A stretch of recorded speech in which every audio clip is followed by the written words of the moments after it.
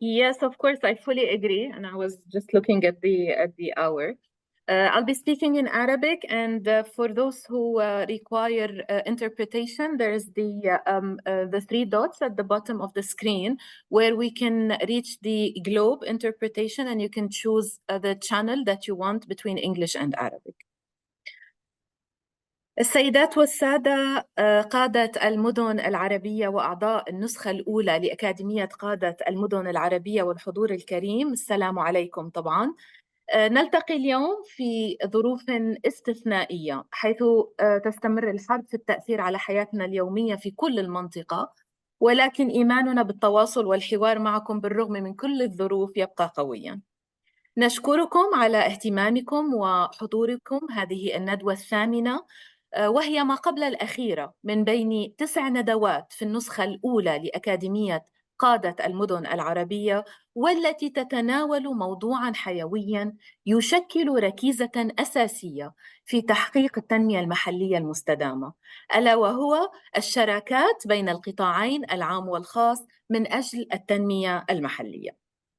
طبعاً في ظل التحديات الاقتصادية والاجتماعية المتزايدة التي تواجه مدننا ومجتمعاتنا، تبرز الحاجة إلى إيجاد حلول مبتكرة تتجاوز القدرات الفردية للقطاعات التقليدية.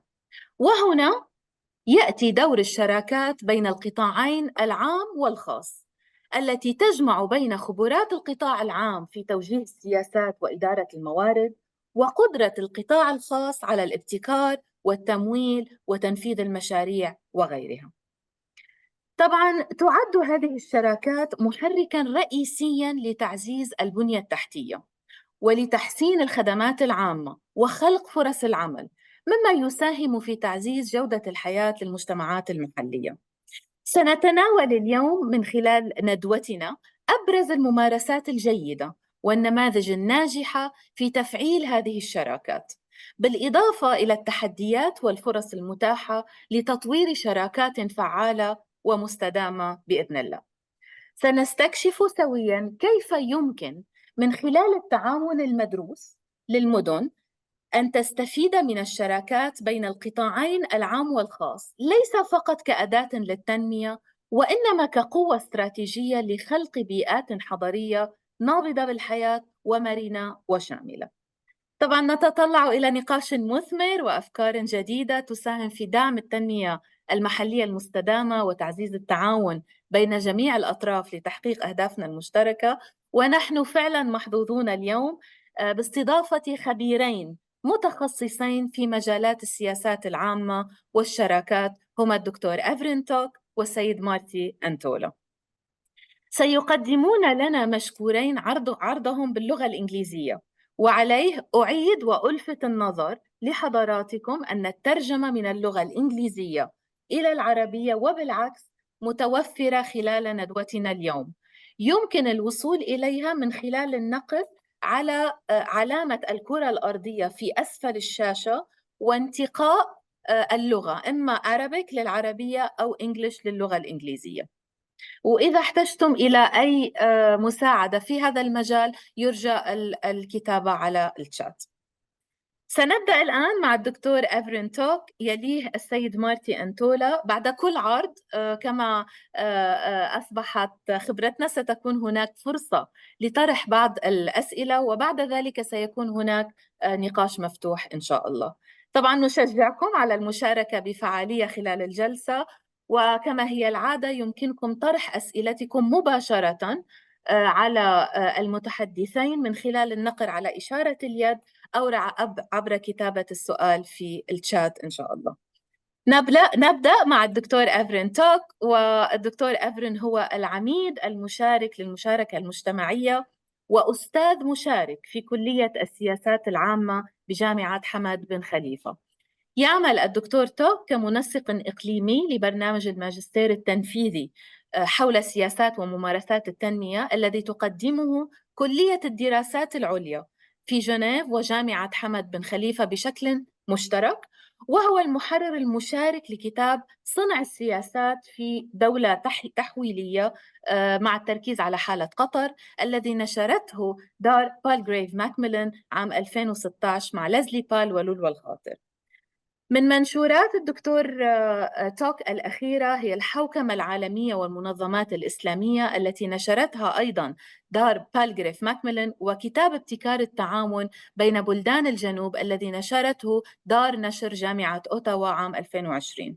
الدكتور توك هو مدير المجموعة الممولة من الصندوق الممولة من الصندوق القطري لرعاية البحث العلمي حول تعليم أهداف التنمية المستدامة والمواطنة العالمية في قطر، وهو الباحث الرئيسي في برنامج الأولويات لتمويل قطر الوطني لمدة 3 سنوات حول توطين التعليم الريادي في قطر، وهو أيضا مؤسس المساحة المخصصة للإبداع المعروفة بمجلس ميكر مجلس حول الإسلام والعالم، التي حصلت على جائزة قطر للاستدامة في فئة أفضل مبادرة جامعية عام 2020.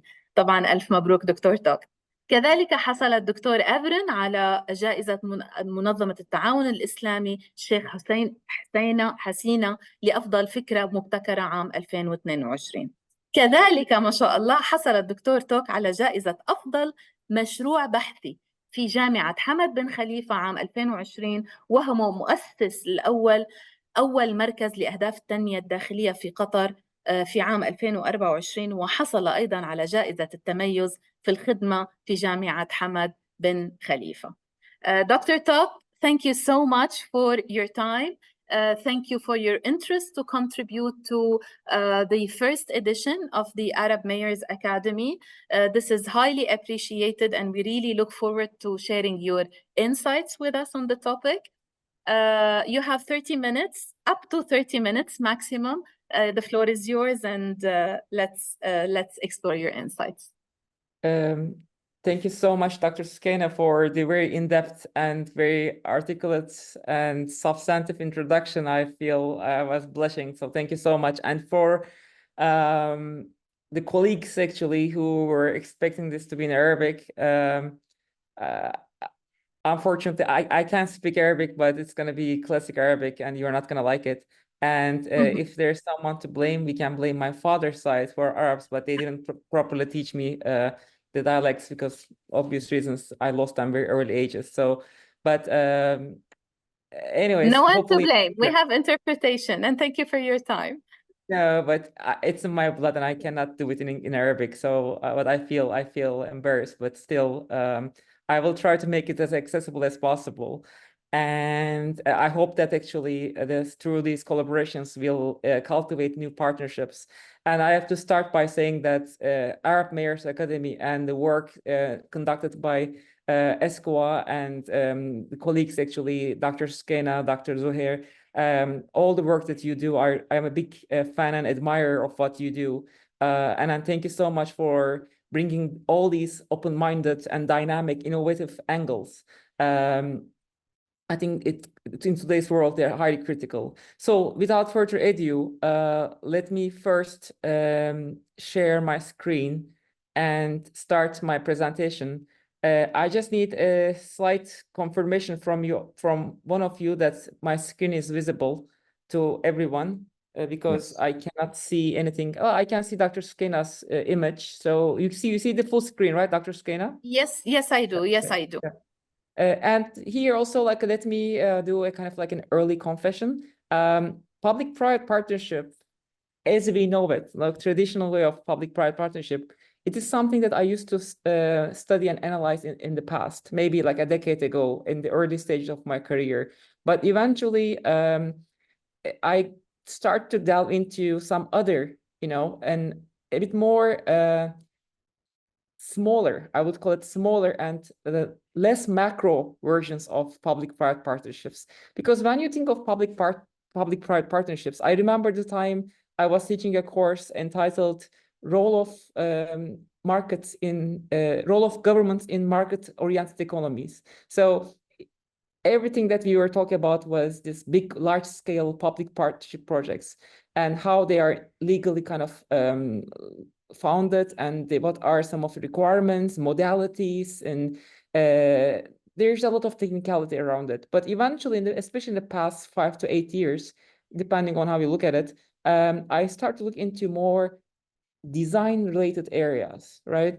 When it comes to design and how different governments, whether municipalities, local governments, and national governments, or international organizations in the public sector employ these design thinking perspectives, especially experimental methodologies, and how these methodologies really reach out to the private and create this nice mix and amalgamation of different tools and techniques that can be used for making our lives better. Maybe more specifically in our case, how can we improve the way cities work? How can we really better organize or reorganize or produce or reproduce urban spaces in a way that we show more attention to the way people feel and experience it? So in other words, how can we bring the citizen or the human individual experience into policymaking? And what can we learn from the lived experience of people in experimental ways? So in other words, I look at policy labs and the idea of and the concept of public sector innovation as a means to understand how the governments and the citizens can really collaborate and learn from each other. So I know it sounds quite, I don't mean to kind of reduce the entire complexity into kind of like a game or something, but in reality, we have been observing different manifestations of this, okay? And let me first start with the idea of a policy lab. There are so many different definitions, but the policy lab in Sciences Po is one of my favorite definitions. They have a policy lab in their university, but policy labs are not only confined within universities. They are also, in certain cases, located within governments, sometimes slightly on the edge of the government, or sometimes outside of the government, but still they work in tandem. So Policy Lab is a learning, meeting, and production space that brings together a wide range of participants, students, public actors, companies, teachers, researchers, civil society, and so on and so forth. So, and they all contribute to the common good. So it's a co-production space. It's a space for ideation. And here, when we think of public-private partnership, yes, we know that traditionally it means it's more kind of legalized, more national oriented, but how about we scale it down to the level of community and individuals, right? And the way they create alternative forms of partnerships. In other words, what happens if we think about citizen experience with the same mindset, tools, and frameworks we use for customer experience? Would it work?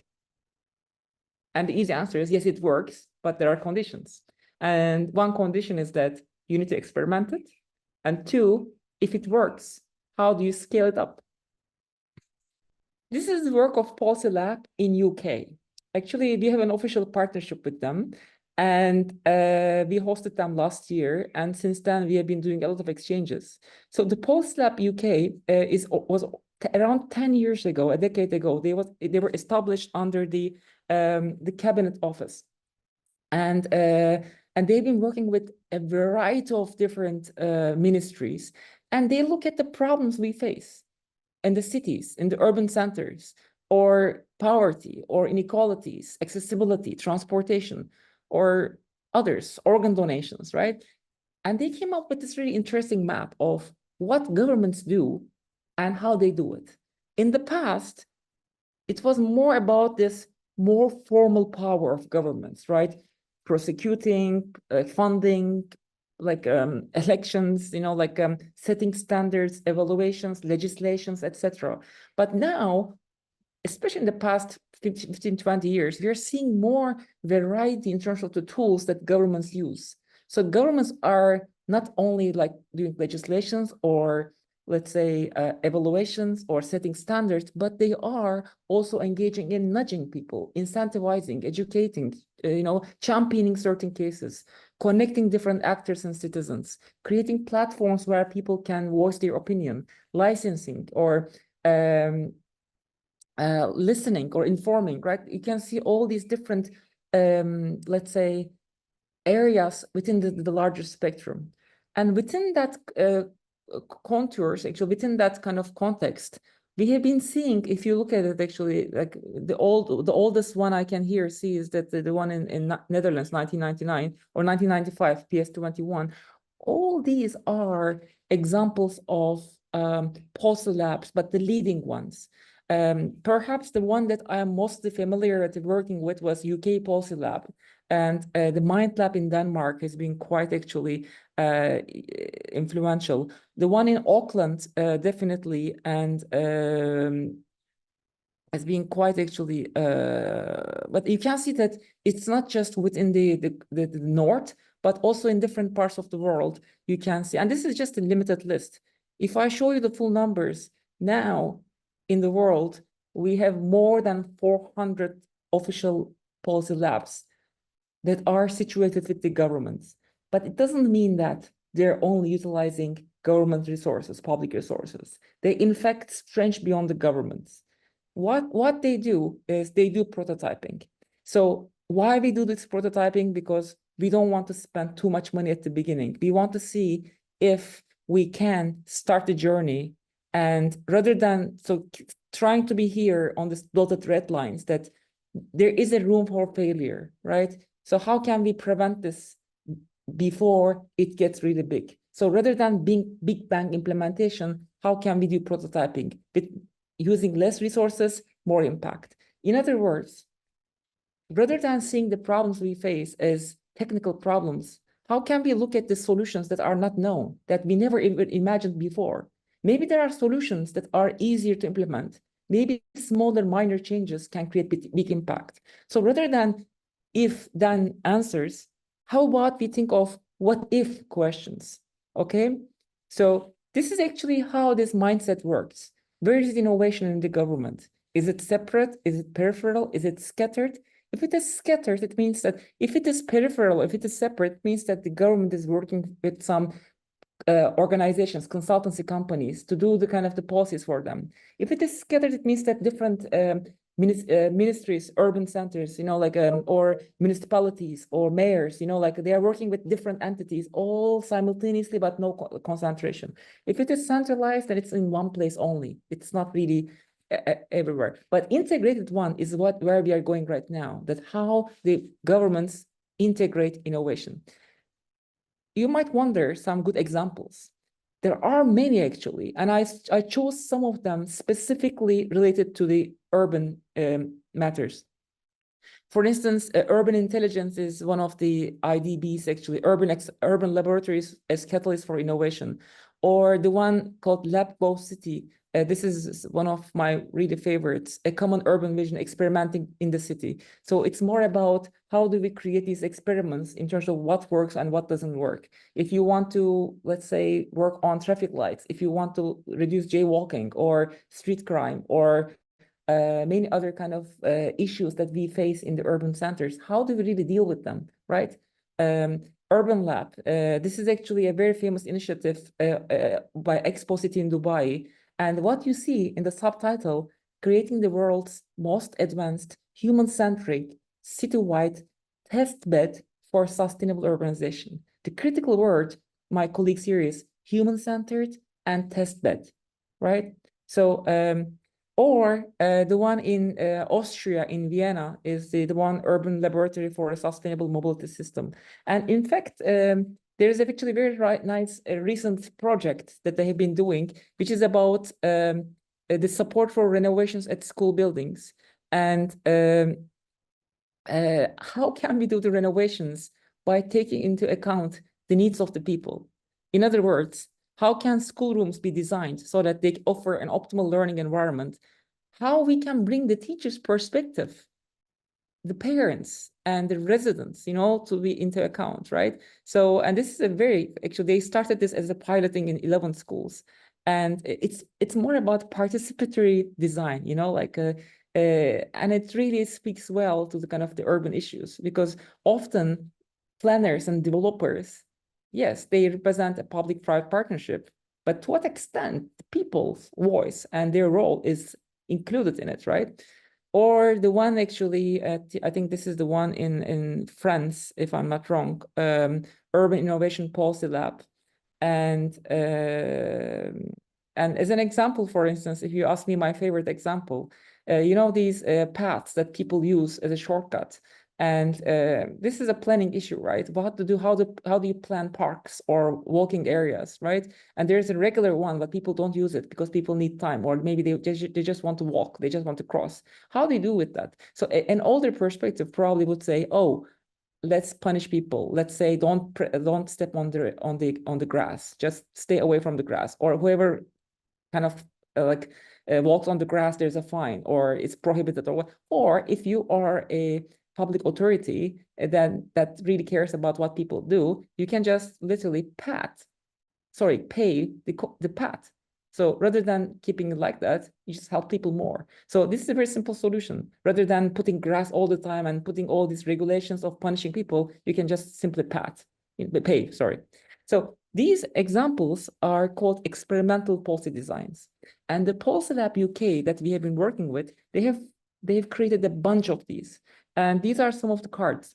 Maybe the one that you might be most interested with is the digital twins. Digital twins are mostly done for the cities. And by creating a digital twin on a kind of true 3D rendering and also using some tools, they try to kind of make an intervention in the city, change one thing, one area, maybe a road, or maybe a plantation area or green buildings. And then they try to understand how it affects the rest of the city. But regenerative design, arts and policy, legislative theater, these are all currently utilized by so many governments around the world. Moral imaginings, citizen assemblies, and body storming.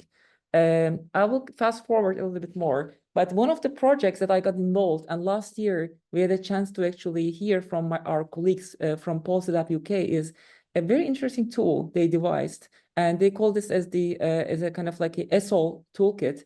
So as you know, in London, in downtown London, there are a lot of refugees. There are a lot of migrants who are not speaking English. But the thing is, it doesn't mean that they are not living. They are pursuing their daily lives, you know, and they take their kids to the school, they go to work. And without English, it's hard for them. So if you're a local government, how do you really understand what these people face every day in their regular lives, right? So how do they overcome language barriers? So what they did actually, the Policy Lab UK designed a very simple game, okay? And the game actually had the map of the city. And they played the game with the refugees after certain working hours. And they tried to understand and put you can see a lot of numbers, a lot of post-its, small woods and the map and everything. And what they did was they tried to understand their daily struggles. So it was very critical because they understood, they gathered a lot of intelligence about the challenges of the urban life and the challenges that posit some difficulties to the refugees. So again, like it's about information, it's about lived experience. In a different one, yes. If I may, sorry to interrupt. Can you just speak a little bit slower for the interpretation? Just a little bit slower. Thank you so much. I will try. I'm born this way, but I'll try. Yeah, like just try. Okay. I'm just a bit cognizant of time, maybe, but it's fine. Another version is like the moral imaginations. This example was again in UK, and in the Roding River, they have this interspecies council. So this council has representation from the public and also the private sector. Okay, and they have been working on different species in the river, and how both the public and private interests have been actually creating danger to these species, right?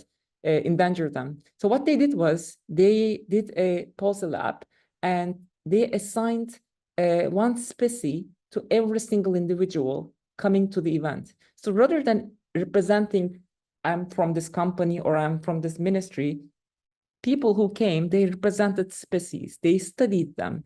They understood what they do, how they live, the challenges. So we call this as moral imagination. So looking at the world from a non-human perspective. If you think about it, recently, there has been a lot of issues. I remember in Turkey, I was there in the summer, a lot of issues about how in city centers, there's a lot of stray cats and dogs, and they create like a health hazard for people. So if you look at the world from a non-human perspective, what do you see? People who are managing the cities, they should be able to understand it from the perspective of a tree, plants, animals. How do they experience the city, not just the human beings? Then after that, really, we have a full-fledged experience of an understanding of the city as a whole. These are some additional pictures of the government entities and private sector. And what I'm going to do is I'll just fast forward towards the end, and I will share with you a really interesting example from Berlin and Neukölln. It's a kind of again, this was the result of a policy lab.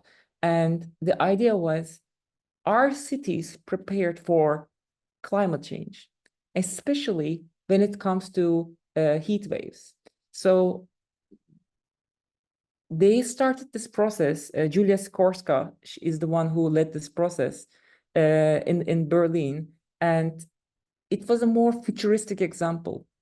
And Berlin is dealing with an ever-growing urban population, unemployment and homelessness, and urban heat island living was a thought experiment to create urban resilience towards extreme heat that can be in the future. So what they did was they put people 30 years ahead. If we are living in 2054 or in the future, you might see these posts on the walls, and they alert people about the heat waves. So when the heat wave comes, what does the city offer to people so that they can go to a secure place, right? So it says, for instance, the heat wave is coming in 11 minutes, start wearing your masks. So today, we think that this is not going to happen. We all know heat is increasing, but still, we are kind of like, the impact is there, but it's going to grow. So there will be a time where the cities need to kind of make deeper plans, like providing people masks, or they call them like areas, like kind of patches where people kind of hide when the heat wave is coming. So they put these kind of posters around the city, and they try to understand how people react to those. And finally, 1 minute, we also have a policy lab in my school that I was able to build called Hadava, means a plateau, right? So we use some Lego modeling and to understand, for instance, my colleagues here are all from the sustainability unit. And what we were discussing was urban sustainability and how we can actually bring different approaches. And this is the work of probably 6-7 hours. This is again with the ministry, we have been modeling. Again, this was actually the Vodafone, and we were working on their urban sustainability, so their sustainability branding with Vodafone Qatar. And these are some students who do modeling, okay? And then after that, we kind of try to move from this modeling. Students start writing reports about what they learn, how to create better policies. So first they do this kind of modeling and they report. And then after that, at the end of the term, these models, they become actual policy interventions. For instance, this one is more about road safety in Qatar. But the genesis of this model, and it's a full-fledged that can be easily implemented by the government. So in our policy lab, we work with the students, they model, they reimagine differently, okay? Or this one, for instance, childhood obesity in Qatar. So they come up with an application. So they work with the ministries and they understand their needs. and they design things to cater to their requirements. Sorry, I was a bit fast, but this is the end of my presentation. I am sorry if I went a bit over time.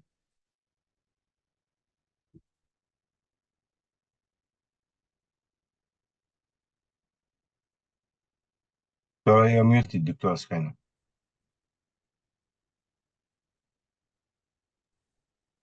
Sorry, I was muted. Thank you, Dr. Evren, for a very insightful contribution and for the examples shared. No, you did not surpass the time. Thank you so much. And actually, we still had like around 6 minutes, but that's a very good indication. Maybe we can use that for the questions and answers, hopefully. I'll try to summarize very quickly. And hopefully I'll be sharp in the summary. I'll do it in Arabic. ركز الدكتور أفرن على الدور المتزايد الذي تلعبه مختبرات السياسات كشكل من أشكال الشراكة بين القطاعين العام والخاص، وكذلك تطرق إلى كيف يمكننا أن نفكر في الحكومة كنظام شامل. شاركنا مثال حالة بريطانيا وتطرق إلى أوكلاند والدنمارك، وكذلك علمنا أن هناك أكثر من 400 بوليسي لاب أو مختبر سياسات في العالم.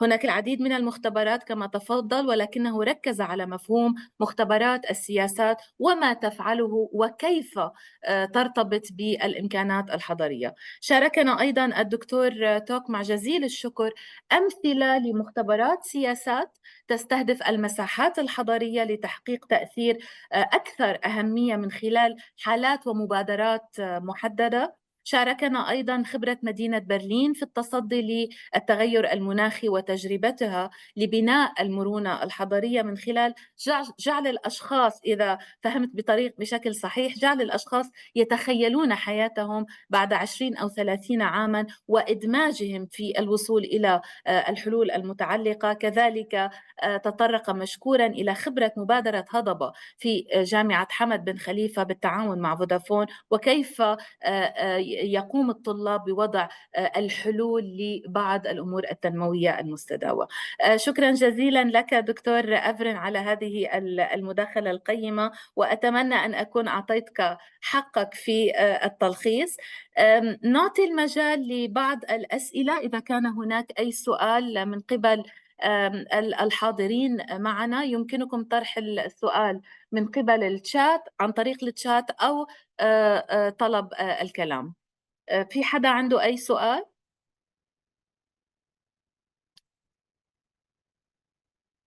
إذا في حدا عنده أي سؤال للدكتور أفرن ممكن يطرحه علينا حاليا. أما السيدة زينة نازل، يلا. وأنا زينة، إياد كمان. سيدي زينة، أهلا وسهلا، شكرا لحضورك معنا. You can go ahead and pose your question in Arabic or in English or Arabic as you wish. السلام عليكم دكتور سكينة. How are you? وعليكم السلام. حبيبتي. I hope you're safe and fine. الحمد لله. الحمد لله. تفضلي يا أخت زينة. هأسأل السؤال بالعربي إذا بتحبي أنت تترجميه.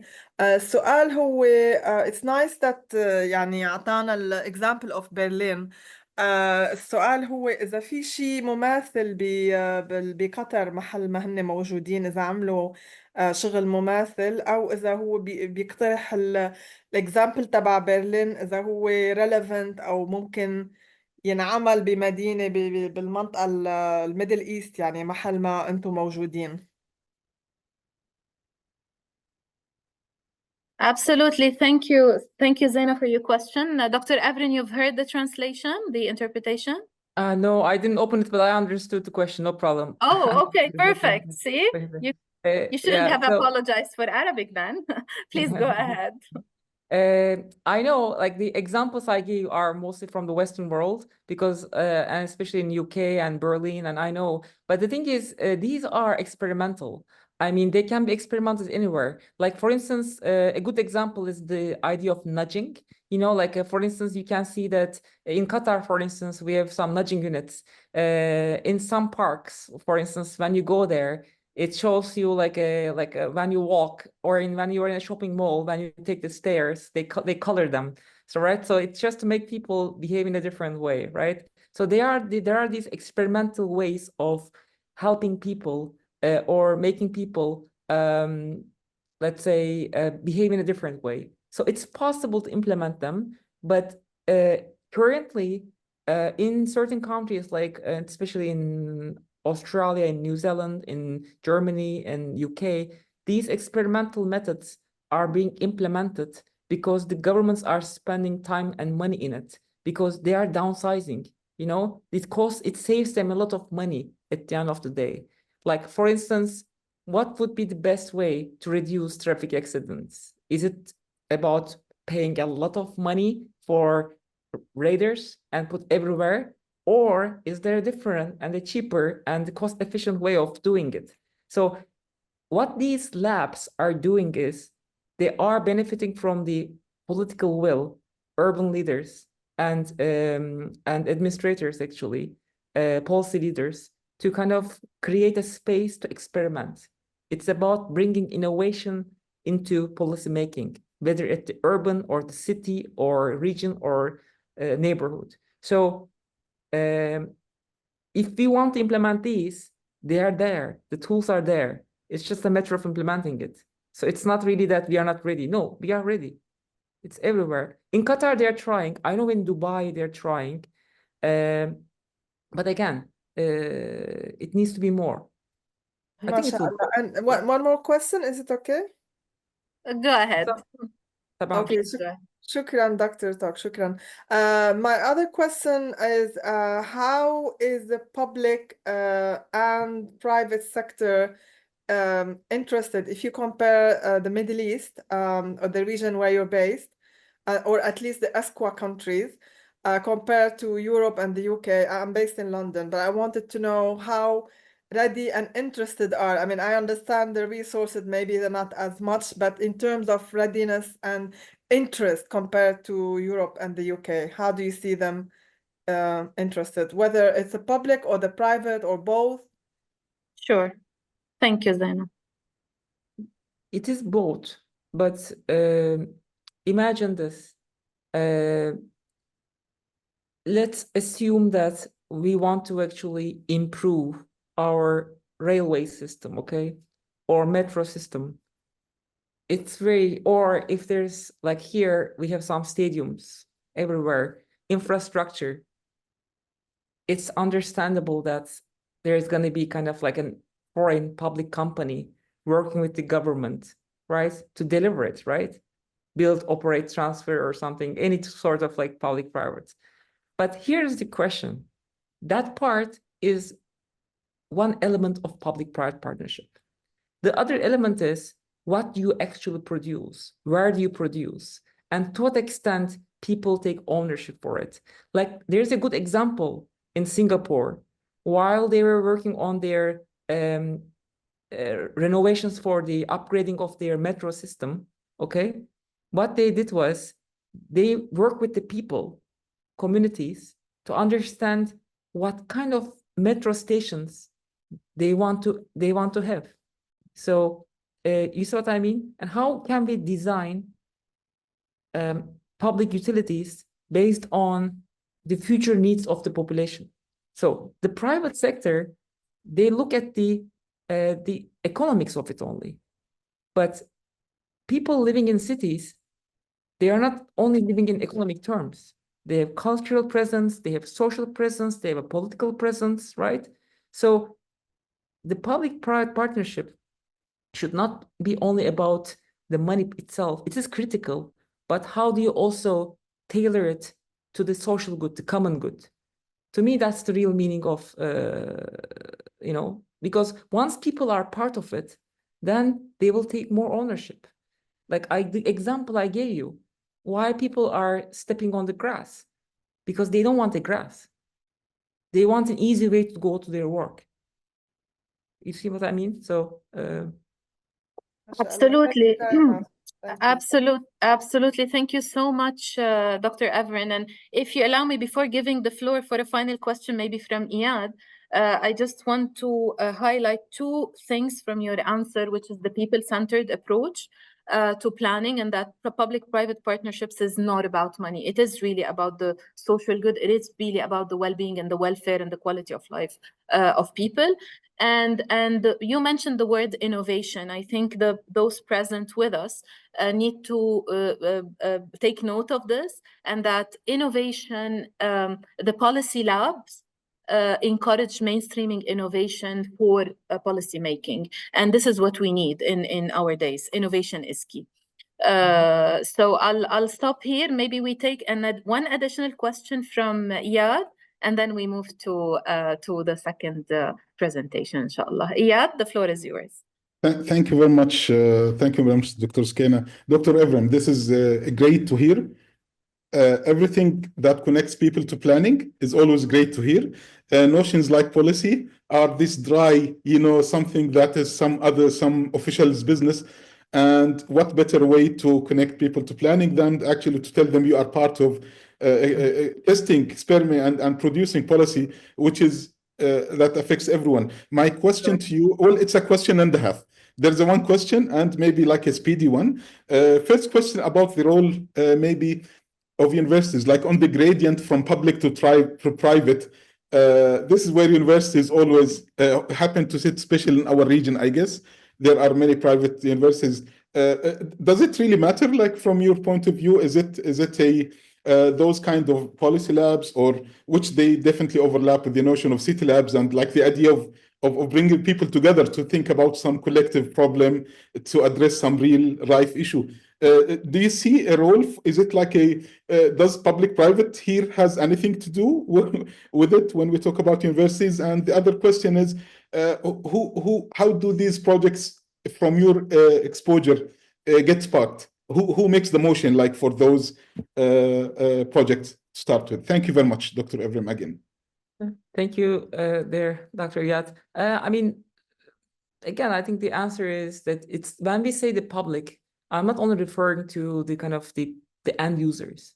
I'm referring to a maybe more comprehensive ecosystem of end users, beneficiaries, bystanders, like who are being affected out of this, institutions. Like, for instance, when I do trainings for the government, it's not only about the top, there's also like mid-level public sector officials, maybe civil servants who are in early stages, but still, when you talk about innovation, it's everybody else's responsibility, right?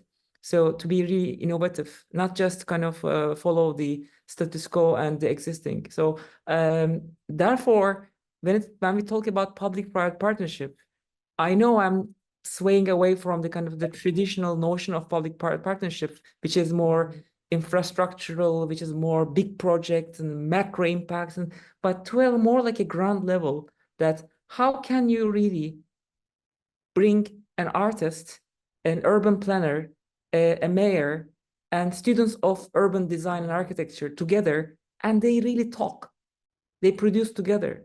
This is what these countries are doing, right?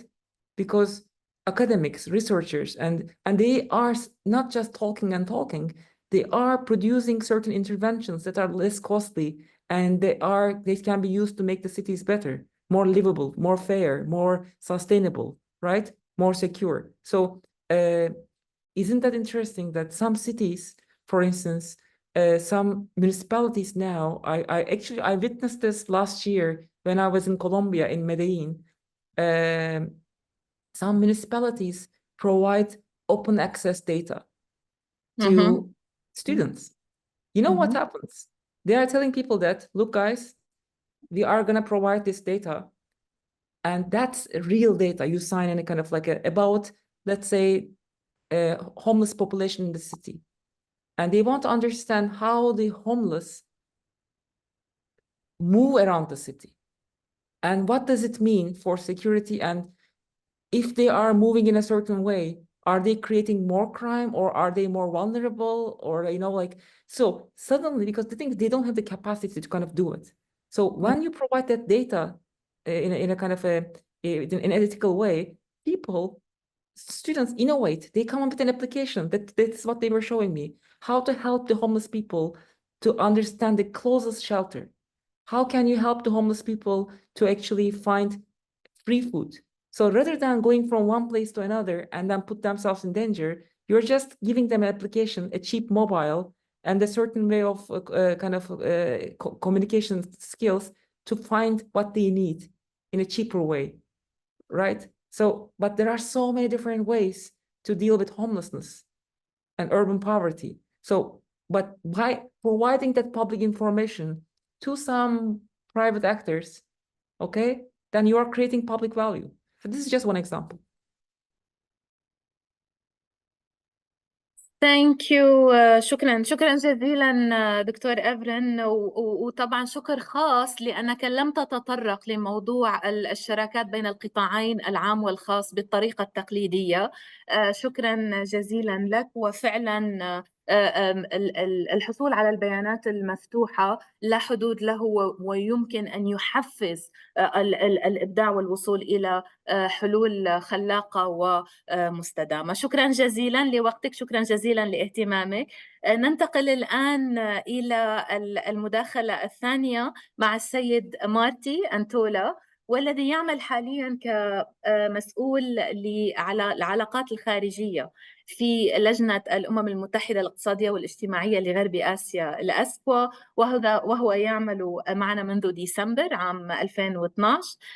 قبل انضمامه إلى لجنة الأمم المتحدة الاقتصادية والاجتماعية لغرب آسيا، شغل السيد مارتي منصب رئيس وحدة السياسات الاستراتيجية في برنامج الأمم المتحدة الإنمائي في سوريا، وكذلك عمل السيد مارتي كمنسق الشراكات والسياسات والدعم الإقليمي وكمنسق للعلاقات الخارجية في المعهد الدولي للديمقراطية والمساعدة الانتخابية.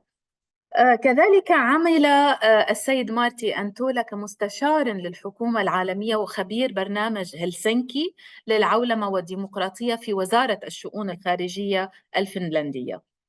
يمتلك السيد أنتولا خبرة واسعة في التخطيط الاستراتيجي وتعبئة الموارد وتطوير الشراكات في المنظمات الدولية، ونضع هنا أكثر من سطر تحت في المنظمات الدولية، وقد عمل على مجموعة واسعة من القضايا التنموية المتعلقة بالتنمية الاجتماعية والاقتصادية فضلاً عن الحوكمة الرشيدة، ولديه أيضاً خبرة في التعافي المبكر بعد النزاعات. مارتي زميلنا العزيز في الأسكوا، شكرا جزيلا على وقتك وعلى اهتمامك في المشاركة في النسخة الأولى لأكاديمية قادة المدن العربية.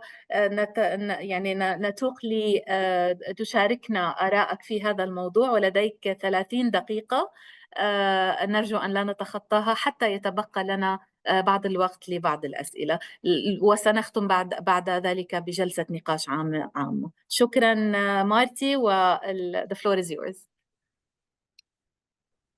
Thank you very much, Sukaina, and thank you all. It is a great pleasure indeed for me to be talking to the Arab Mayors Academy, and I think it was a very interesting first presentation that we heard. And I will be kind of a bit more boring and stick to more the sort of practitioner's view of more traditional public-private partnerships, to also go through that and see what are sort of the key factors and how would that work if municipalities are really looking for this. So I hope I will be able to stick to the time. There's quite a few slides I have, but depending on also the experience you already may have, I can go more quickly through some of these areas. But basically there are two kind of parts I wanted to cover. First, just to go through some of the basic definitions, challenges, opportunities, some successful examples of public-private partnerships. And then secondly, which would be a much more sort of the practitioner point of view, is how do you actually do this in practice? What are the key steps in developing a public-private partnership and successfully managing it? And in the end, also touch a little bit on, how can international organizations like the UN help possibly municipalities in engaging in such partnerships. So without further ado here, and apologies in advance, I also have a fever today, so my voice is a bit down and I may be a bit less cohesive than I would occasionally be. So please bear with me and apologies in advance. Get well soon, dear Marty. Thank you.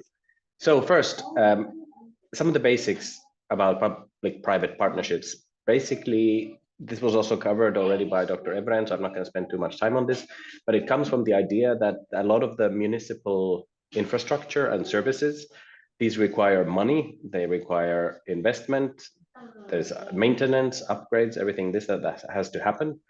And often, nowadays as well, municipalities aren't exactly swimming in money, so there's a need to look for additional resources elsewhere. So public-private partnerships are a way to try to bring in funding from the private sector. These have initially started in the more advanced and developed economies, but now there's also many, developing countries, even least developed countries where this is happening. So it is now really a global phenomenon. And it's important here to keep in mind that public-private partnerships are not about privatization. Apologies, Marty, just a time Yes. out. If someone from the back end can support, because I feel there is a noise in the background. Someone has the one mic moment. open. Maybe it's from my end. No, I don't think so. I think someone. Okay. Is it better now? Yeah, go ahead, Marty, but just drawing the attention of the back end. Thank you. Okay. Yeah, so this is really not about privatization or sort of transformation of the provision of services. It really is about just bringing private capital for the provision of ultimately public services and to try to make it a commercially viable. And now I think I hear the Arabic translation. So maybe I will change my channel.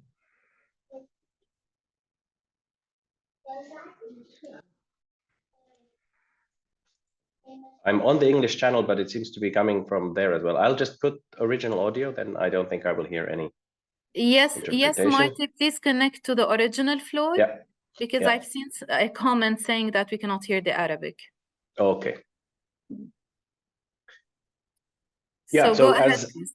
Thank you. As Dr. Evren also said, and as Yusu kind of pointed out, that public-private partnerships are really about delivering both public and private good. So there have to be sort of the public services and public benefits have to be there. But then if you do bring in the private sector, they obviously need to make a return on their investment and make some money out of it. So this is kind of how you would think about it. Now, if we look at some definitions, it's interesting that there isn't actually a universal definition of what a public-private partnership is. And there are many kinds of arrangements that it captures. But ultimately, it is something about a long-term contract between a private party and a government, whether that's local or national. So this is done both at the municipal level, and I will focus more on the municipal level because I think that'll be more in the interest of the audience, to supply a public asset or service with private financing. So this is kind of the general definition. I've included here a few definitions, one by OECD and one by the World Bank, for you can have a better look. But there is this idea of an agreement and an arrangement. So it's a contract, and it is usually a long-term engagement as well. And often these include the bundling of both the physical assets. So this could be, for example, public transportation network, and then the provision of the service itself that's provided by that physical or through that physical asset, which could be, for example, the provision of public transportation services themselves.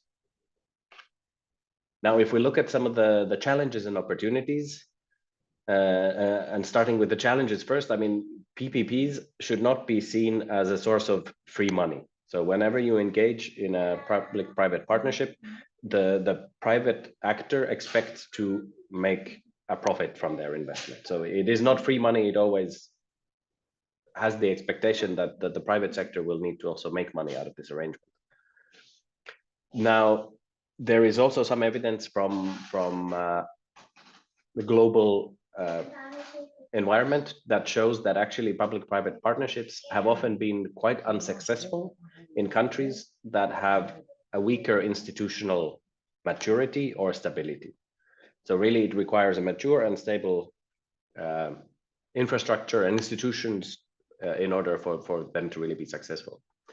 They also are more challenging to plan, so you need to be a lot more sort of detailed, and we'll get to that later on when you plan these, execute these, and in order to attract private capital. It is not easy in every city, for example, to get that private funding. Sometimes, you know, there's limited institutional capacity, there might be currency fluctuations, it might be difficult for the private sector to see a predictable sort of profit or cost recovery for themselves due to low income levels, for example. So in many lesser developed countries, it is not easy to attract this private financing. And then there's some recent studies that have shown that even in these countries with a long tradition of public-private partnerships, the opinion is not always positive. So the UK Treasury in 2011 found that they have not seen any clear evidence of savings or benefits that would offset the higher cost of public-private partnerships. And the European Court of Auditors was also criticizing the value in its recent report in 2019. So it is not always seen as only a positive thing. However, the same EU auditors report, for example, found that public-private partnerships were successful in enabling faster policy implementation, because you can then bring in that additional money. You can get things off the ground faster than you can occasionally within a purely public context. It can also modulate the cost of borrowing, because then you can use private capital to contribute to the development of infrastructure, especially if there's not a lot of public money available for that. It can also shed some risk for the building or maintaining of infrastructure, because it's not only then the municipality that would, you know, be responsible for this. There would be the private actor who takes over this. They can offer potential for improved value for money, and they can bring what was also discussed previously. They can bring sort of innovation and technology from the private sector to the table, which the public sector usually tends to lag behind somewhat in innovation and technology adoption. And finally, there's some chances for efficiency gains because the private sector has, you know, different incentives and different accountability for their way they manage things, because they ultimately need to, you know, show their bottom line. So though it brings a different kind of efficiency gains, the public sector can occasionally be less efficient in delivering their services. So these are some of the challenges and opportunities that are good to keep in mind. To go quickly through just two successful examples from the Arab region. So one of them is Queen Alia Airport in Jordan, which basically was a public-private partnership for the sort of renovation and expanding of the airport. And this is actually, globally speaking, a very successful example, because the winning bid ended up returning this almost 55% of gross revenues to the government, which is the highest revenue sharing percentage anywhere in the world. So this is considered a good example. Another one is from West Bank and Gaza in solid waste management. So this is also something where the public sector found it difficult to manage the growing waste, and then it was sort of, there was a public-private partnership sought for the waste management, and this has actually led to improved services, reduced health and environmental risks, and lower greenhouse gas emissions. So just to show that even in our region, it can work and can be successful. But the thing to keep in mind is basically that you need to have the right circumstances. You need to have a properly structured and procured partnership. And that can then result in improved performance and improved services compared to publicly managed services. So this is the rule. This is the sort of guidance. So it's not a guarantee, but if it's done right, it can really lead to some efficiency gains and improvements. Now, there is a way to assess basically the readiness of your municipality, for example, for entering into public-private partnerships. And these examples I'm taking from here are from a World Bank Municipal Public-Private Partnership Readiness Tool, where they go through, there's a lot more detail in the actual tool, and I've included a link so you can all go and look at that if you want. But basically you need to look at your municipality's creditworthiness, at your internal capacity, because there is a lot of project management. It's very heavy on project management engaging in a public-private partnership. The ability to seek external assistance, your planning and budgeting, whether it's multi-year fiscal commitments, multi-year planning, because these need to be long-term commitments. Importantly, whether you have the constitutional mandate? You know, do you have, and what's the governing law? You know, is your municipality actually in a position where they are legally able to enter into these kind of contracts? So there's a lot of things to consider before you go forward with public-private partnerships, and then there is a lot of guidance available on this, so you can look into these. Now, if we go then into kind of how do you really do this in practice, and what's it about? There's sort of 5 main concepts that relate to developing and managing a public-private partnership, and it starts with selection. So you need to select projects purposefully, and you need to understand exactly what you want from the project. When you engage with the private sector, you have to be very clear about what it is that you want them to do, and what is it that you want to get out of this that you're currently maybe not getting. So is it more access? Is it more investment? Is it lower prices for the service? What is it that you're trying to get out of this? The more focused you can be and the clearer you can be about what you want from it, the easier it is to design, first of all, the good sort of procurement, and to choose the right bid.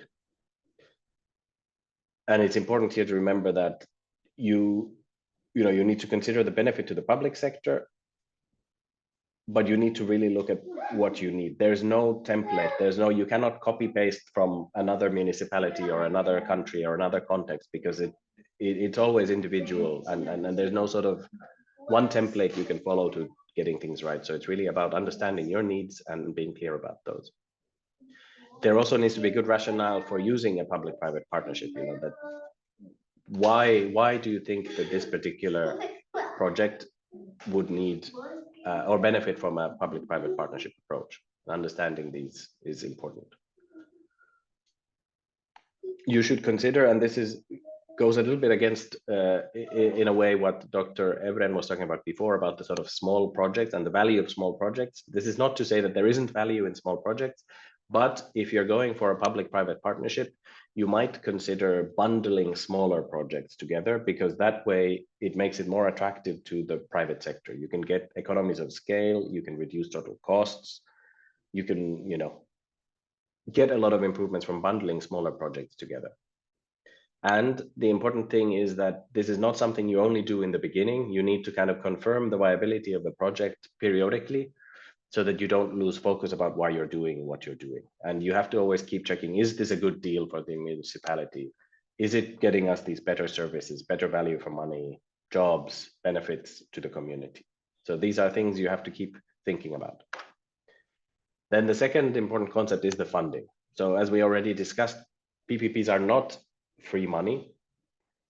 They need to always include a source of revenue that's sufficient for the private sector partner to cover their costs and their loans, and even make a reasonable return on investment. So that's just a key thing to remember in funding. It's also important to have a clear understanding of who will pay and how much they need to pay. So you have to consider, what are your revenue streams? You have to try to maximize the revenues from the beneficiaries of the project, so that those who actually benefit from the services are the ones who primarily also bear their cost. And some of the most common revenue streams that you would think about are the user fees for users of the service. It could be any commercial revenues that are created by the project, or it can also be public sector funding. Now, if we look at funding more broadly, sort of in the Arab region, there's a reasonably recent study by the World Bank that has also argued for a changed role for multilateral development banks, especially in the Arab region, to use their development assistance to encourage private finance. And this is because they found that the Arab region, first of all, is one of the lowest regions in the world in terms of how much private-public partnerships there are. And there are very high needs. So there's this estimated 100 billion annual infrastructure investment needs. So in this light, you have to bring in new money from somewhere, and they are arguing that public-private partnerships would be an untapped resource at the moment in the region. However, there are challenges. The private sectors are reasonably weak in many countries in the region. There's also low public sector efficiency and job creation. So under these circumstances, what the multilateral development banks could do is basically try to provide guarantees for risk sharing, because it might be difficult right now for many of the municipalities, for example, in the Arab region, to attract private funding for the kind of reasons we discussed before. Maybe the return of investment isn't clear enough, or they're not sure about the, viability of the service to turn a profit. So the risk can be mitigated by getting funding from these multilateral development banks. They can also help improve the domestic legal and regulatory frameworks so that they would better enable municipalities to engage in public-private partnerships. And there would need to be also this sort of decentralization, that it's clear that certain services aren't centrally planned at the country level, national level, but actually that there is this decentralization, that municipalities are charged with providing certain services. So these are all what the World Bank has recently thought about funding, in particular in the Arab region. In terms then of preparation, and I think preparation here is one of the biggest and most challenging aspects of preparing good PPPs. You need to really prepare your documentation and the procurement that you're looking for, and all the documents. You have to have the right information. You have to have good planning. You have to think about how you're going to manage the risk related to this. What are the different options you have for how you provide this service? And it is because public-private partnerships are not easy. They're expensive to prepare, and you have to often invest in getting good documents together and a good process in the beginning. It's not a quick fix. It takes time to develop this and to implement it properly. You have to carefully select, the partner that you're dealing with, because it will be a long-term engagement. And often it's a good idea to try to get help from either national level PPP units, or maybe some advisory from the outside. And for example, the UN can offer some of this assistance. It's also important to ask questions like, are you able to actually access the site where you think this is going to happen? Do you have all the rights in order? Is the project likely to earn a reasonable profit for the private sector? Is the private market interested in this kind of project? So when you're putting together what kind of project you want to get private funding for, there's a lot of things to consider. And the key here is that you have to basically be quite cautious of overly optimistic forecasts. So if there is a project that sounds too good to be true, it most likely is. So if it looks like, by doing this with a private partner, we could cut our costs in half and we could increase revenue by 100% and all of this, if that's kind of what it sounds like, it's probably not going to be quite that rosy. And this is sort of what I think is a little bit linked to the previous presentation and the discussion about the policy labs. It is really important that you consider all stakeholders who are involved in this, but also in particular the employees and management of the service, which is in many cases maybe currently provided by the public sector. So do you actually have support and consensus among the authorities for going ahead with this project? Does the public believe that this project is a good deal? Have you engaged with the community to get buy-in for this project? So it's important to engage and communicate with all of these key stakeholders to kind of, first of all, dispel some of the myths, like PPPs being anti-labor. They're not necessarily cutting jobs. They can actually provide more opportunities. They can provide better training, perhaps, and also a performance-based employment regime. And also that PPPs are not privatization, because the project assets will remain under public ownership, or at least revert to public ownership at the end of the project. And there is also kind of just a brief view of what your infrastructure asset ecosystem might look like. So in the center, we have the asset, whether it's a service for water management or public transportation or whatever. The sort of different stakeholders you need to consider are, first of all, there's the users and customers. And what are their main concerns? It's primarily usually affordability, safety, reliability, accessibility, availability.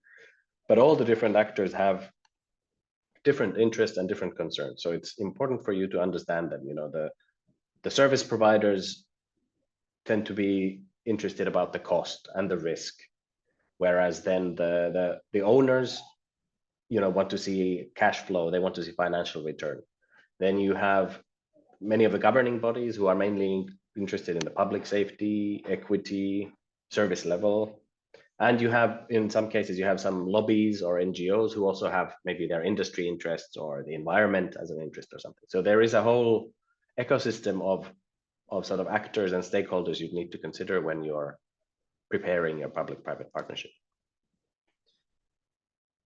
And an important part that's linked to the funding we discussed before is to be flexible when you consider your sources of financing. So often in a public-private partnership, you would want to mix public and private money, especially in the early stages, because the private markets might be weak at that stage. So someone will always have to pay, and it's the key theory here is to get the best value for money. And sometimes that means that, you know, public investment in the beginning at a higher level can help make the service and the project more viable and bring in more private money later on. And having said that, it is also important to note that, you know, the government money will never turn a bad project into a good one. So if your project was badly designed, if you don't know what your needs are, if you're not sure about the other things we discussed before, public money will not fix it. So it has to be well designed. And finally, on preparation, you need to be ready for the challenges and problems that will invariably sort of arise when you start implementing this project. Is user partnership solid? Are the risks shared in a reasonable manner? Are there sort of good incentives for all the partners involved? And risk transfer is important. You kind of want to get some of the risk off the public sector, but you can't also dump all of the risk on the private sector, because then that just makes it weaker, because they might not be able to deal with all of the risk. So it's about sharing risk, not dumping it all on the private partner. And it's important also from the early stages to kind of, if there are some difficult questions for the future that you're not really sure about, that you think that, maybe we can decide on these later. As much as possible, it would be important to decide on all the key aspects of your project, even if they come further down the implementation from the get-go, because that way you can be, again, clearer with your private partner about what's going to happen and who's going to be responsible for what. If you leave those difficult questions for the later stages, then you'll have to deal with them, and it might be more difficult in those stages when the project is already in motion. Then there is procurement. You need to kind of use a competitive procurement process through good, transparent public procurement. If you're going to have a public-private partnership, it has to be done, you know, properly through good, transparent procurement. It has to be clear about what you want, what are the results, milestones, indicators, what you will hold them sort of accountable for. It's also a good idea to be open to discuss your expectations, because often, and that goes back to the innovation question that we discussed before, sometimes these bidders might actually have some useful suggestions that might improve your project. And again, when you select your winning bid, be careful, because if it seems too good to be true, it probably is. And when you go into this competitive process, sometimes the private sector partners, there's an incentive for them to be overly competitive and make unrealistic bids. And often, in fact, it's a good practice for the municipality to also do what's called sort of a shadow bid. So do its own analysis and replicate what a reasonable bid could look like, so that you understand, are the bids realistic or are they too good to be true? And there's also the importance of listening to the sort of lender concerns and perceived risks that they have. If you want to bring in private funding, you need to understand what concerns different lenders might have as well. Finally, when it comes to implementation, the municipality needs to regulate and monitor the partnership. And this has to be there from the design of the project, because ultimately it will be the public sector that's responsible for the provision of these public services, even if the entity that's providing them is private. You also have to have a very solid management team who have the right expertise to manage public-private partnerships. They're not as easy as maybe traditional public project management. And you need to prepare for these changes to happen. There has to be a platform for managing these changes. What you're trying to get at is to have stability for the delivery of the service. You want to have a fallback position that will protect the consumers, but also try to keep the revenue stream for the private partner as certain and foreseeable as possible. You know, there are changes, but as possible, as certain and foreseeable as you can. Finally, there will most likely be some kind of conflict with your private partner at some point, especially if things go wrong. So prepare for that and be flexible. And it's often it's a better idea to try to facilitate and have sort of informal mechanisms for tackling disputes is better than taking them to court on a contract obligation. You want to kind of keep the relationship as functioning as possible and sort of address things as early as possible rather than get really bad. And another one in the current context, unfortunately, also in our region, crisis is something that's very present. But it's also good to remember that a crisis does not change the fundamentals of a public-private partnership. So, these services still need to be delivered. But if you are in a public-private partnership and then sudden crisis comes, it's often good to try to negotiate with them to find a better solution. Again, it might be, more public funding coming in place for a time being until market conditions again become stable enough that the private financing is better value. And this sort of ends my presentation in terms of the key aspects. So there are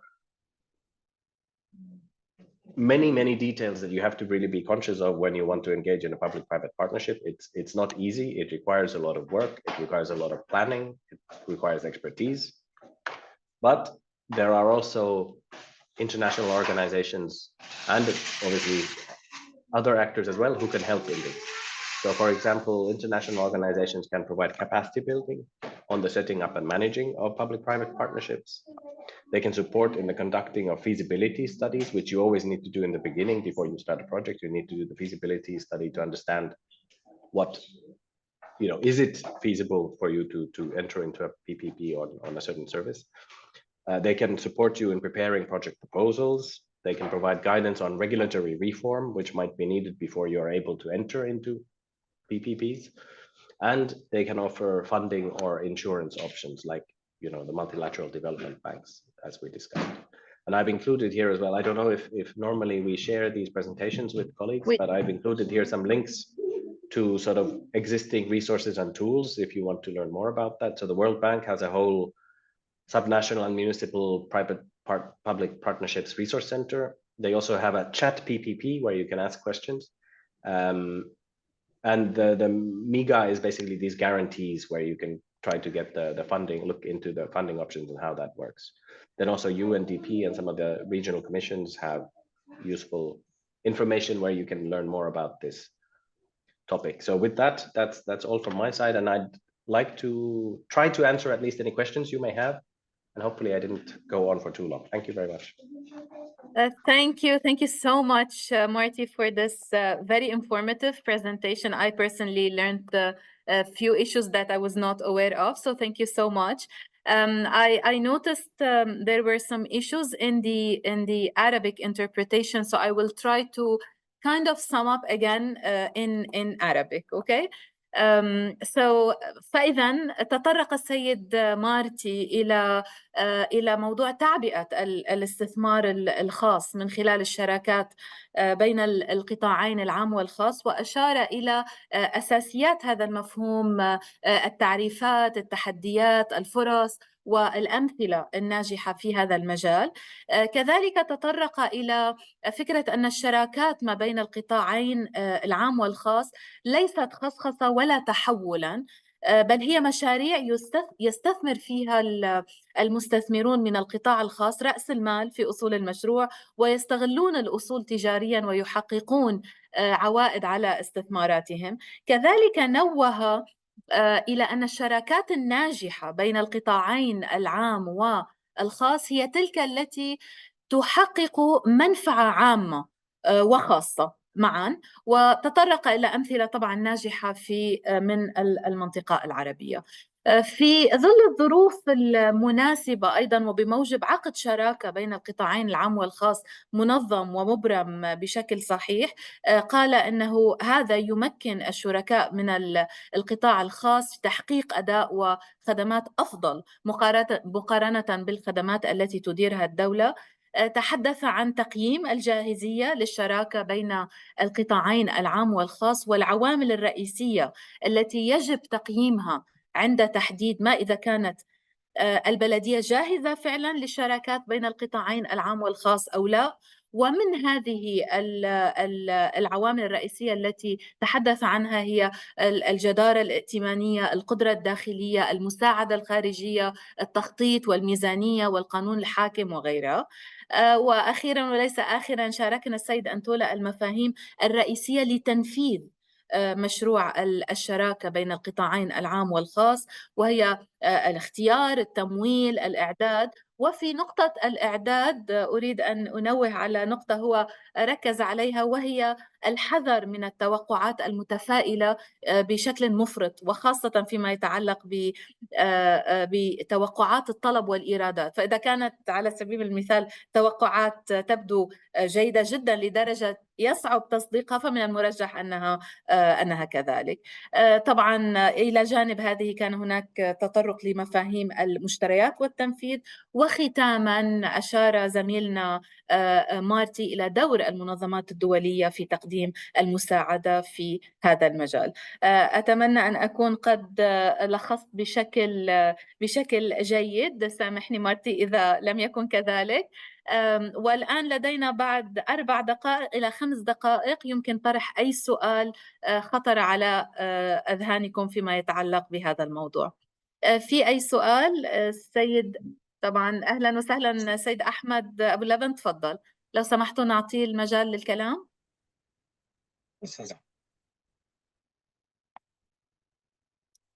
تفضل أستاذ أحمد.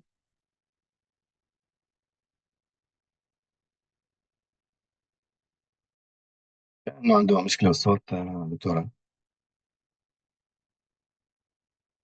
أستاذ أحمد ما سيدة خالد. بنقدر نسمعك.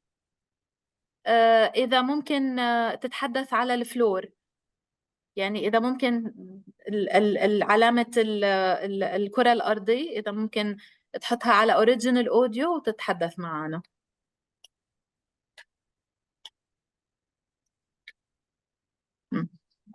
طيب إلى حين نعم أستاذ أحمد لازلت معنا؟ طيب إلى حين يعود لنا الأستاذ أحمد من مدينة رام الله، معنا سؤال ثاني من السيدة خولة موسى، بعتقد من العراق. نعم. سيدة خولة أهلا وسهلا فيك. السلام عليكم دكتورة. تفضلي. وعليكم السلام. أهلا وسهلا، من تفضلي. زمان ما شفناكم في بغداد. شكرا جزيلا لهذه الفعاليات، وأنا حضرت 2 منها، يعني شكرا جزيلا لهذا الموضوع المهم، واللي هو يعني موضوع الشراكات مع القطاع الخاص. نحن فعلا يعني مهتمين بهذا الجانب. وبالنسبة لموضوع يعني المختبر ومختبرات الحلول، حبيت أشارككم يعني مشاركتنا وتجربتنا مع متروبوليس، منظمة المتروبوليس.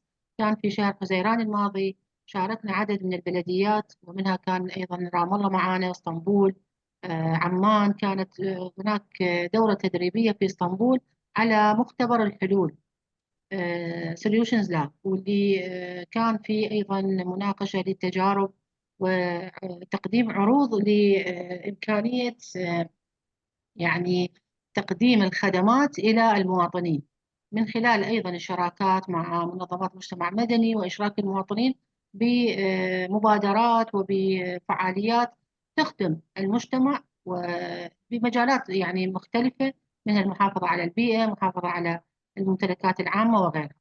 فأعتقد أنه هاي فرصة طيبة أنه يعني إن شاء الله نرسل مشاركتنا. وكان عندي عرض خاص بهذا الموضوع قدمنا به بعض ما يعني موجود في يعني أمانة بغداد وفي مدينة بغداد. تمام. شاكر كثير لهذا الموضوع، وإن شاء الله نتواصل بالفعاليات المقبلة. شكرا جزيلا لكم. شكرا لك سيدة خولة. إذا ما في سؤال وإنما مداخلة، وطبعا بنكون شاكرين إذا حضرتك بتشاركينا مداخلتك بهذه الفعالية. دكتور عبد المغني نوفل، لو سمحتوا نعطيه المجال للكلام. Thank you, Dr. Sukaina, and thank you, Dr. Marty, for your insight presentation. In fact, yeah, it's a comment and a half question, my intervention. As you all know, in the Arab region, in fact, we do have laws and bylaws regulating the PPs. And also, in addition to the shortage of funds that's facing the local governments, and also to the adequate capacities that the local government have in this subject matter, the applied mechanism is not in place. To my knowledge, applied mechanism is the most important element to be in place to allow these PPPs at the local level in Palestine. Therefore, my really half question I'm saying here is what is your advice on how best the municipalities in the Arab regions can really implement PPPs for transformative initiatives? You know, I mean by transformative initiative because not all of the projects should be in PP format. But we have to prioritize our interventions for the transformative projects, which really make transformation in the local government areas. Thank you very much. Thank you very much. And I fully agree with you that yeah, not all municipal service delivery should be done by PPPs at all. And the question really is, where could you find the sort of opportunities and really for this transformative, or where could they maybe add value? And I think, you know, we had the good example on the solid waste management, for example, from Palestine. And I think the way that project was put together was in consultation also with the sort of international entities operating in Palestine. So I think it was the World Bank and UNDP that in particular also then supported in the development of this project proposal and getting the sort of services done. So I would almost advise that perhaps a good place to start could be to try to, you know, engage with some of the entities that are providing support, because as you said, it's really not easy to find those opportunities, because you'd want to find a service where, first of all, there is the interest from the private sector, and that's not always easy to gauge, but also something where there can be, you know, the private sector can get a return on their investment while at the same time providing better services for the people. So this is not an easy mix. And I would say that the only way to figure these out is through sort of feasibility studies and really looking at so maybe if the municipality identifies an area where they currently have a challenge, or where they think that they would like to, you know, try something different, then maybe you could engage with the kind of entities that could provide support, whether that's multilateral development banks or with the UN entities, to sort of seek advice on how to do maybe some of these feasibility studies from the point of view that they would also resonate with the private sector, because that's in many sort of uncertain situations or sort of fluctuating situations, it's the private sector is not keen to invest if they cannot see that there is a predictable and sort of certain and stable income. They can be quite hesitant. So you might benefit from the assistance from the international community in this sense, because, for example, the multilateral development banks, if they come on board and give sort of funding to mitigate some of the risks for the private investors, that can really make a big difference in securing private investment. Absolutely. Thank you so much, Marty, for the answers. Are there any additional questions from the chat? هل هناك أي أسئلة أخرى من خلال الشات، أو أي أحد بحب يطرح أي سؤال آخر؟ كان معنا السيد أحمد، ما بعرف إذا لا يزال معنا على الخط، إذا بحب يطرح أي سؤال. طيب، إذا ما في أي سؤال، لأنه نحن أصلاً تخطينا الوقت ب4 دقائق، لكن اسمحوا لي بعد بدقيقتين. عندي بصراحة راح أستغل دوري كميسرة للجلسة. عندي سؤال للدكتور أفرن، لا يزال معنا. دكتور أفرن, you're still with us? Yes, I'm with you. Okay, so basically I'll make use of my role as the moderator and basically benefit by asking just if you can please just again shed the light from your perspective. Really, what does it mean to use citizen-centric design, particularly in the context of building public-private partnerships? Just very shortly in few words, and then we will end with that. Okay, for sure. I think it's about using the tools that we often work with private sector. For instance, user journey mapping or co-design or other tools like, for instance, in human-centered design or social innovation, so on and so forth. And bring these tools that are traditionally tailoring the needs of the public sector. For instance, let me give you an example. Maybe that's going to be much better. If you know, let's say, a patient coming to the hospital, okay, let's say a public hospital or a private hospital, whatever, doesn't matter. The moment that you enter the hospital, park your car, enter the hospital, and the moment that you leave the hospital, you go through a journey. Usually, the private sector calls this as a customer experience, right? Because they want to understand how do you go to the store or a product or a service, how do you make your decision, what are the stages, how do you feel emotionally, like what are the pain points and gain points, you know, because they want to kind of increase and sell the product, right? But if you use the same methodology for a citizen who is using a public service, okay, then you can understand, as an example, the journey of a patient coming to the hospital, parking or coming with a taxi, and then registering, taking the vitals, seeing the nurse, waiting in the room, seeing the doctor, waiting again, taking the test, going to the pharmacy, so on and so forth. So this is just an example of how an individual goes through this process. But the tool to understand this process is essentially a tool developed for the private sector, for customer experience. Okay, so when you do that, you understand important insights. For instance, what aspect of that public service, when you're in the hospital, you had troubles? Similarly, if you're a customer, when you are buying something online, what is your experience? What is the part that you have a difficulty in finishing your order? So it's the same mentality. In one of the hospitals, actually, that I studied, they realized they work with a policy lab, and the problem they wanted to tackle was very simple.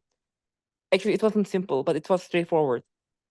They said that usually around the pharmacy area of the hospital, there was a big clutter. There's a big queue and line, and people were all kind of like accumulating in the pharmacy area of the hospital on the ground floor. Okay. And then it's a problem because people are already sick and they are staying close to each other, waiting for their medications, speaking to the pharmacist, and so on and so forth. So they hired a policy lab and designers, and they wanted to understand why that area is overpopulated, why they're having a crowd. And after the different experiments, they realized that it's not because of the number of patients or nurses or parking or the process flow or whatever. It's not. It has nothing to do with the hospital. It had only something to do with the floor plan of the ground floor. So they work with some developers, planners, to change the ground, the plan of the ground floor. They renovated the ground floor with some posts and arrows and stuff. So they diverted patients from different angles, and then it was the private sector actually who did that, right? The kind of reorganization of the ground floor, but then it served for a public purpose, and it was a very cheap, but at the same time very effective use of private sector thinking serving the public value. You got me? Absolutely. Thank you so much for sharing this example. Very concrete, very simple, very direct to the point, and clarifies all the concepts. Thank you so much, Dr. Evren, for being with us. Marty, would you like to say any final words in half a minute or something? Thank you. No, just to really say that I think public-private partnerships are probably something we all need to look into in the current circumstances, with public finance being less. But to just remind that it's not easy, and it requires some practice, some getting used to working in a different way, and do reach out to entities like the UN who might be able to help you on this. I think this would be my main message. You don't have to go it alone. So that's it. We help you. Absolutely. Thank you, Marty. شكرا جزيلا للسيد مارتي أنتولا وللدكتور أفرين توك على مداخلاتهم القيمة وعلى مشاركتنا خبرتهم في موضوع الشراكات بين القطاعين العام والخاص من أكثر من منحنى. والشكر الجزيل الشكر طبعا على الاهتمام المتواصل بأكاديمية قادة المدن العربية وعلى المشاركة الفاعلة في هذه الندوة ما قبل الأخيرة. ختاما أدعوكم لحضور ندوتنا التاسعة بإذن الله، وهي الندوة الأخيرة للنسخة الأولى لأكاديمية قادة المدن العربية يوم الأربعاء في 23 تشرين الأول أكتوبر في نفس وقت اليوم الساعة 1 ظهرا، وستتناول موضوع فائق الأهمية وهو دبلوماسية المدن City Diplomacy وكيفية مواجهة التحديات العالمية من خلال التعاون المحلي. نراكم بعد الأسبوع المقبل إن شاء الله، ودمتم في رعاية الله. شكرا جزيلا.